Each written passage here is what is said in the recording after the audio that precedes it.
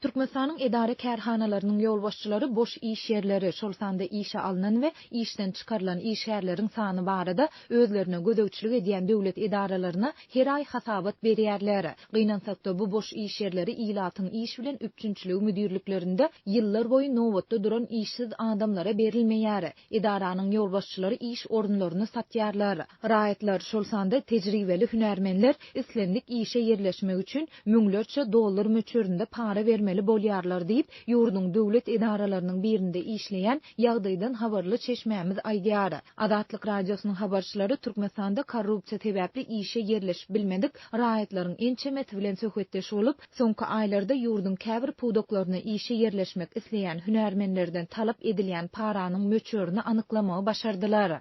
Türkmenistana işe yerleşmek üçin öňünden para vermeli. Bu düzgündiňe döwlet idara kärhanalaryna däl ise husus firmalary hem degişli. Husus firma işe yerleşen raýat birinji aýlygyny özüni işe yerleşdiren adama bermeli bolýar. Döwlet idaralaryna işe girmek isleýän raýatlar has uly möçberde para bermeli bolýarlar. Diýip çeşmämiz belliyär. Efirde adynyň azat diýilip tutulmagyny soran bir raýat özüniň Türkmenistanyň zähmet we ilaty durmuştaýdan goramak ministrliginiň zähmet we ilatyň iş bilen üçünçülük müdürlükleriniň birinde indi ençeme ýyl bäri nowatda durandygyny aýdyp şeýle diýdi. Menden mektebe çağalar bagyna ýa-da häkimlige arasaçylyk işgäri bolup işe yerleşmek üçin 1000-1500 aralygynda para soraýarlar. Nevit gazy ugru boýunça hünärmenleriň biri bu puldagy işe yerleşmek üçin soralýan paranyň möçörüniň hasta ýokardygyny, onuň 4000-den 5000 Amerikan dollary aralygynda üýtgeýändigini aýdýar.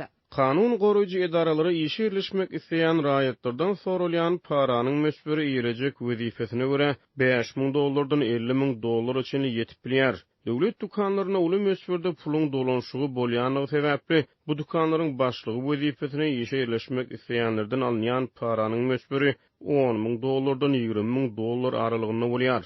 Diýip çeşmämiz belledi. Ýagdaýdan habarly bilim işgärleriniň bir näçesiniň sözlerine görä, molimler işe girende sapaklarynyň köp bolmagy üçin 1500-2000 dollar aralygynda para berýärler. Köp sapak okudýan molimleriň aýlyklary has ýokary bolýar diýip efirde atlandyrylmasydygyny soran molim aýtdy. Habarçymyz bilen söhbetdeş bolan türkmenstanlylar we çeşmelerimiz paranyň dollarda ýa-da dollaryň gara bazar narhy boýunça manatda talap edilýändigini hem aýtdylar. Eger parany dollarda berip bilmeseň onda şol serişdäni gara bazaryň şol günkü narhy boýunça manatda bermeli.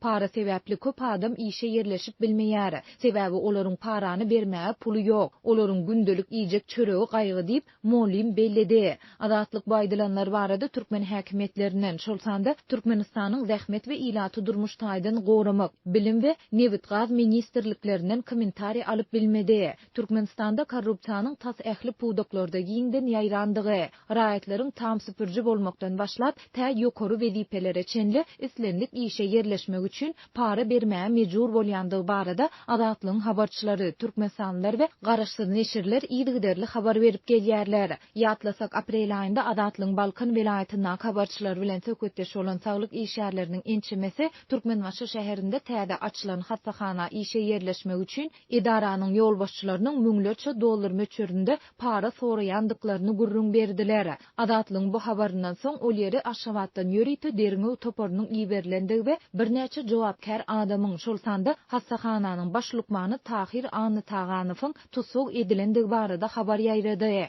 Anytaganow we hassahanyň beýleki birnäçe jogapkär işgärleri şäher talyk bölüminiň işgäri tutsak edildi we eýýäm Aşgabat şäherine äkidildi. Diýip şäherdäki beýleki bir lukmançylyk merkezinden bolan çeşmämiz 21-nji maýda gurrun berdi. Baralykda 6-njy ýunda Türkmen News neşri Anytaganowyň boşadylandygyny habar berdi. Ketelhananyň başlykmany Tahir Anytaganow henüz öýünde bolup, ol grew esasynda boşadyldy diýip garaşsyz neşir belledi. Adatlyga bu maglumaty öz ýurdu içindäki habarçylaryna we çeşmelerine häzirlikçe tasdiklatmak ýa inkar etdirmek başartmady. Redaksiýa baýdylanlar barada agdalýan hassahana bilen habarlaşyp kommentari hem alyp bilmedi. Transparency International guramasynyň 2021-nji ýyldaky korrupsiýa garaýyş indeksinde Türkmenistan 180 ýurdun arasynda 169-njy orny eýledi.